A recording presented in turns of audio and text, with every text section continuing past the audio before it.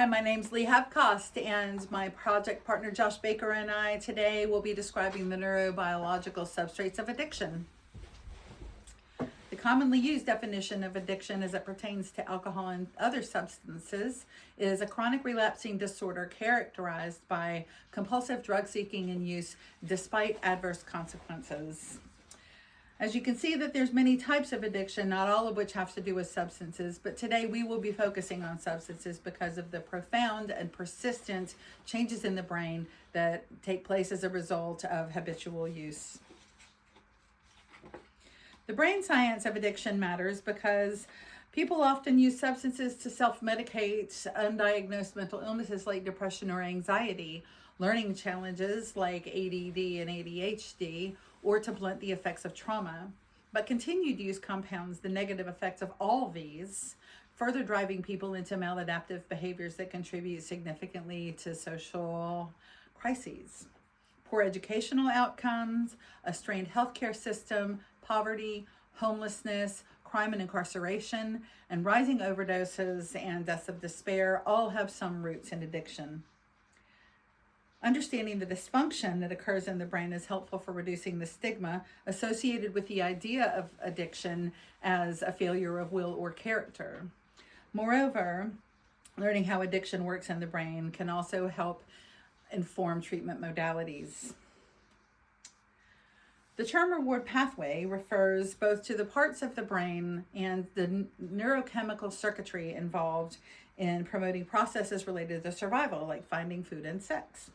It is also called the limbic system, from the Latin word limbus, meaning edge or fringe.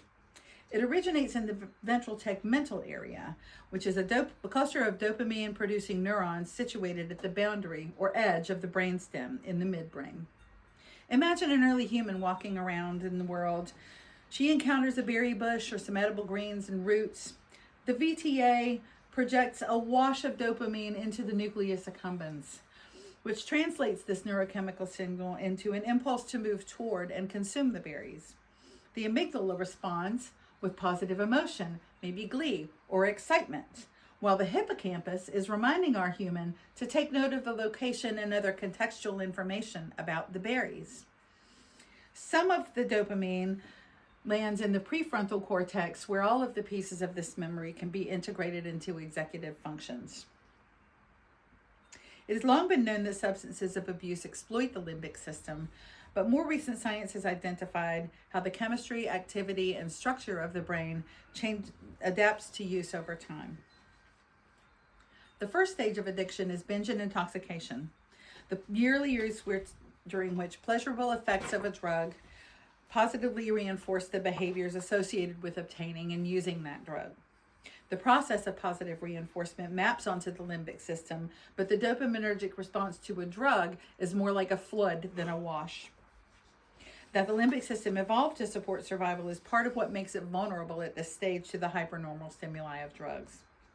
With continued use, the brain downregulates dopaminergic systems so that more of a substance is needed to achieve the same reward, known as tolerance.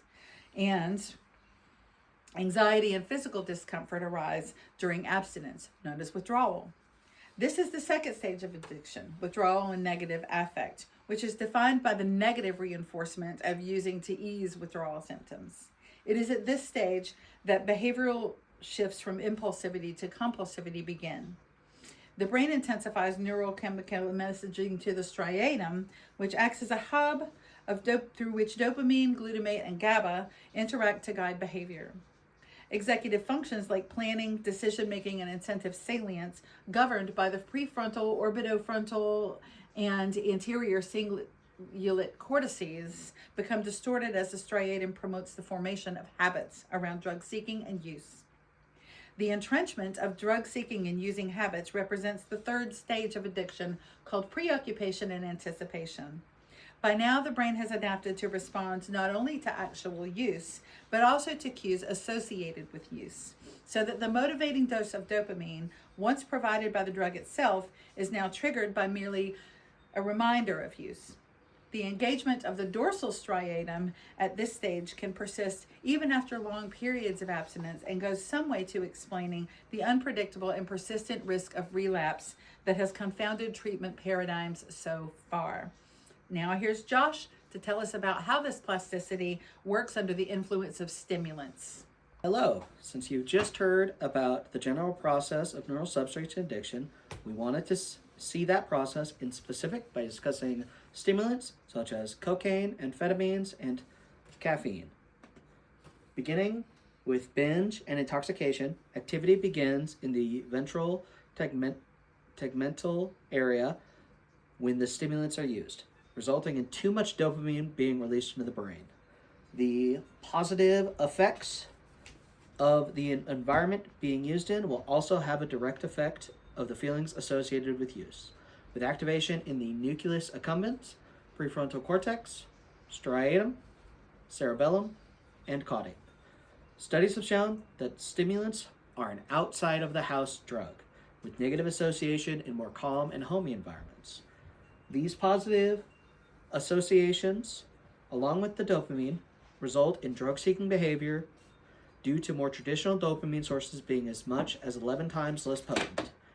With continued use, this begin to fire with as little as stimuli of substance use, and quickly form long-term changes in the habit formation of the basal ganglia, the dorsal striatum, and cause long-term changes to dopamine and GABA release. The next phase is withdrawal and negative effect, and begins due to the dysregulation of GABA and dopamine processing in the brain. These facilitate future cycles of use due to negative incentives from the effects of withdrawal, exhibiting both physical and emotional symptoms.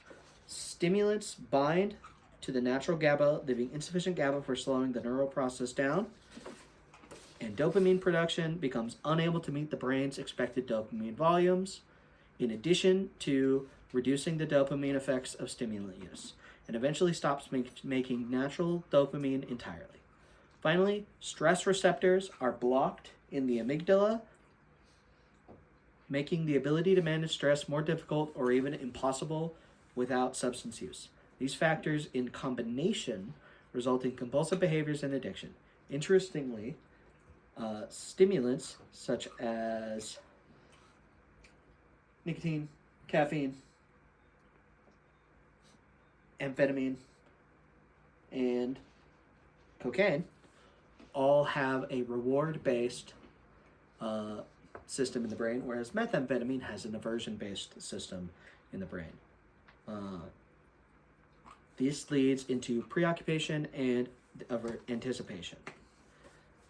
Within the neural substrates of addiction, the prefrontal cortex becomes unable to function, focusing instead on engaging in substance use and activating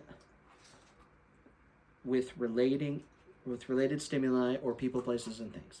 This can vary from the trap house to your parents' house, and even stories related to the stimuli can trigger this effect from things as small as a Bic lighter. Once stimulated, glutamate is released in the nucleus accumbens,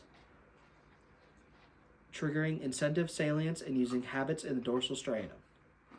To compound this problem, the dorsal striatum and extended amygdala are unable to stop and employ the stop function. Finally, the sensitivity towards stimulants in the thalamus push additional dopamine throughout the stop-go function. In summation, once an addicted individual is triggered, which can be from as small as a gas station lighter to as large as their childhood home, the neural substrates begin to activate areas of the brain affected by stimulants use if they are currently using. They have difficulty remembering why they want to not use in the first place, and all of their habits are related to use, without the function in the stop function of the brain. Thank you very much. These are our references.